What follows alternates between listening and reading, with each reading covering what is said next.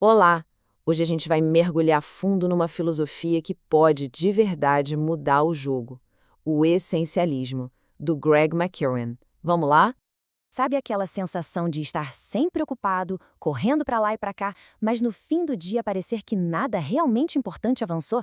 É uma sensação bem frustrante. Olha só a história do Sam Elliott, um executivo do Vale do Silício. Depois que a empresa dele foi comprada, a vida dele virou um caos. Ele se viu soterrado por uma avalanche de reuniões, e-mails, pedidos. E o pior, mesmo trabalhando mais do que nunca, o desempenho dele estava caindo. Foi aí que um coach deu um conselho que parecia até simples demais. Faça só o que for essencial. E com um pouco de receio, ele começou a aplicar um filtro para tudo que chegava. A pergunta era sempre a mesma. Isso é a coisa mais importante que eu poderia estar fazendo com meu tempo agora? E o resultado foi uma transformação. A qualidade do trabalho dele simplesmente disparou, ele conseguiu ter tempo de volta para a família e, para coroar, ainda recebeu um dos maiores bônus da carreira. A história do Sam mostra a essência do essencialismo. Fazer menos, mas fazer melhor, gera resultados muito mais significativos. Então, como a gente escapa dessa armadilha de viver ocupado, mas pouco produtivo? Basicamente, tudo se resume a entender que existem dois caminhos bem diferentes que podemos seguir. O primeiro é o caminho do não essencialista. É aquele que tenta fazer tudo ao mesmo tempo. A energia fica tão dividida, tão espalhada, que o resultado é quase nulo. É como dar um passinho em 1 milhão de direções diferentes, sem nunca chegar a lugar nenhum. Isso nos leva ao que o livro chama de paradoxo do sucesso. É irônico, né? Funciona assim: o sucesso inicial traz mais oportunidades. E aí a gente acaba perdendo justamente o foco que nos levou ao sucesso em primeiro lugar. No fim, a gente se afoga no próprio sucesso que tanto buscou. Mas e se existisse uma outra forma? O caminho do essencialista é essa alternativa. É a busca disciplinada por menos. Menos, porém, melhor. Essa frase do lendário designer Dieter Rams é um mantra do essencialista. E o ponto aqui não é só fazer menos, mas sim escolher as coisas certas e fazê-las com uma excelência absurda. O essencialista faz o oposto do outro caminho. Ele concentra toda a sua energia. Ele aprende a separar o que é vital do que é trivial e, com isso, consegue um avanço gigantesco na direção que realmente importa.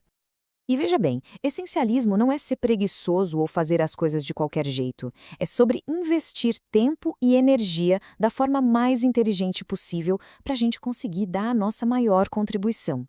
A pergunta que guia tudo é: estou investindo nas atividades certas? Para a gente conseguir abraçar o essencialismo de verdade, o primeiro passo é uma mudança de mentalidade.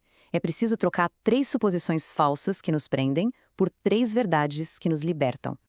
A primeira verdade é trocar o eu tenho que fazer por eu escolho fazer. É reconhecer o poder da escolha, porque, olha, se a gente não priorizar a nossa própria vida, pode ter certeza de que alguém vai fazer isso por nós. A segunda verdade é aceitar que nem tudo é importante. Na verdade, quase tudo é só ruído. É tipo o princípio de Pareto, a ideia de que 80% dos nossos resultados vêm de só 20% dos nossos esforços. O segredo é achar e focar nesses 20%. E a terceira, que às vezes é a mais difícil. A gente precisa aceitar a realidade das concessões. A gente pode fazer qualquer coisa, mas não tudo. Dizer sim para uma coisa, inevitavelmente, é dizer não para várias outras. O desafio é escolher bem. Ok, a teoria é ótima. Mas como a gente coloca essa mentalidade para funcionar no dia a dia? É aí que entra um sistema bem simples, de 3 etapas, feito para a gente focar no que é essencial. O processo funciona como um ciclo. Primeiro, a gente explora as opções para identificar aquelas poucas que são realmente vitais. Depois, a gente elimina sem dó o que não é essencial. E, por fim, a gente executa, tirando qualquer obstáculo do caminho para fazer o progresso acontecer. Pensa nisso como arrumar um guarda-roupa. Primeiro, a gente explora, tira tudo para fora. Depois, a gente elimina o que não serve mais. E, por último, a gente organiza o que ficou de um jeito que seja fácil de usar. É esse ciclo, repetido sempre, que cria um ritmo, um impulso.